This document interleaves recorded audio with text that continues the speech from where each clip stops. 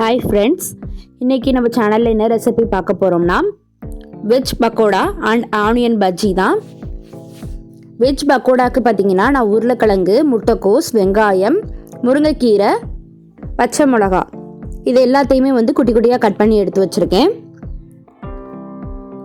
அடுத்தது பார்த்திங்கன்னா onion பஜ்ஜிக்கு bajji mix நம்ம இன்றைக்கி சேர்க்க போகிறதில்ல. ஸோ அதனால் கடலை மாவு, அரிசி மாவு, மஞ்சத்தூள், மிளகாத்தூள், சோம்பு, பூண்டு அரைச்சி எடுத்து வச்சுருக்கேன், உப்பு இது எல்லாமே போட்டு ரெடி பண்ணி வச்சுருக்கோம். இது வெஜ் பக்கோடாக்கு தேவையான மிளகாத்தூள், மஞ்சத்தூள், உப்பு, சோம்பு இது எல்லாத்தையுமே ஆட் பண்ணிக்கலாம்.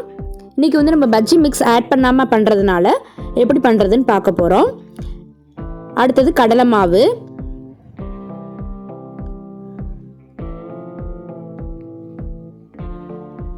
அப்புறம் அரிசி மாவை ஆட் பண்ணிக்கலாம்.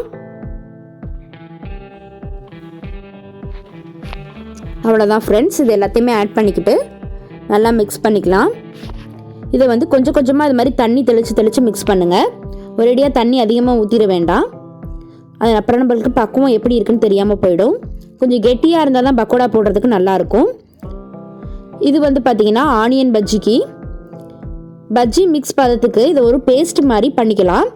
ஆனியனை டிப் பண்ணி போடுறதுக்கு ஏற்ற மாதிரி இதை நம்ம பேஸ்ட் மாதிரி கரைச்சி எடுத்துக்கலாம். அவ்வளோதான் ஃப்ரெண்ட்ஸ், இது மாதிரி கரைச்சி வச்சுக்கோங்க. ஆயில் ஊற்றிக்கலாம். பேனில் ஆயில் நல்லா காஞ்சதுக்கப்புறமா அடுப்பை சிம்மில் வச்சு இந்த மாதிரி குட்டி குட்டியாக பக்கோடாவை கிள்ளி கிள்ளி போடுங்க. அப்போ தான் உள்ளே இருக்க வெஜிடபிள்ஸும் நல்லா வேகும், மேலேயும் சட்டுன்னு கருகிடாமல் பொன்னிறமாக வெந்து வரும். அடுப்பு ஃபுல்லில் வச்சா மேலே டக்குன்னு கருகிரும், உள்ளே நல்லா வேகாமல் இருக்கும். ஸோ இந்த மாதிரி அடுப்பை நல்லா சிம்மில் வச்சு உள்ளே இருக்க வெஜிடபிள்ஸ்லாம் நல்லா வேக விட்டு மேலேயும் நல்லா பொன்னிறமாக மொறுமொறுன்னு வந்ததுக்கப்புறமா இந்த மாதிரி எடுத்துக்கலாம்.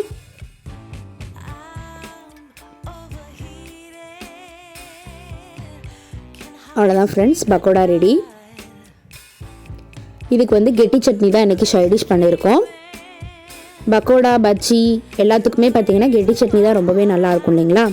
ஸோ அதனால் நம்ம இன்றைக்கி கெட்டி சட்னி தான் அரைச்சி எடுத்து வச்சுருக்கோம்.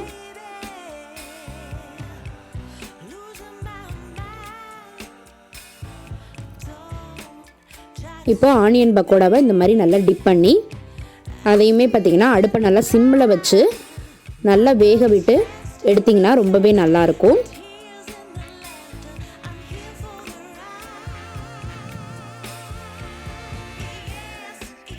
நல்லா மேலே பொன்னிறமாக வந்ததுக்கப்புறம் அதை எடுத்துக்கலாம்.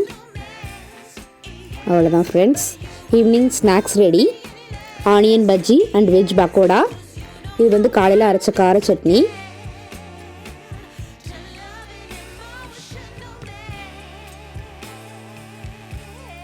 டீக்கும் இந்த ஸ்நாக்ஸுக்கும் பார்த்திங்கன்னா ரொம்பவே நல்லா இருந்தது.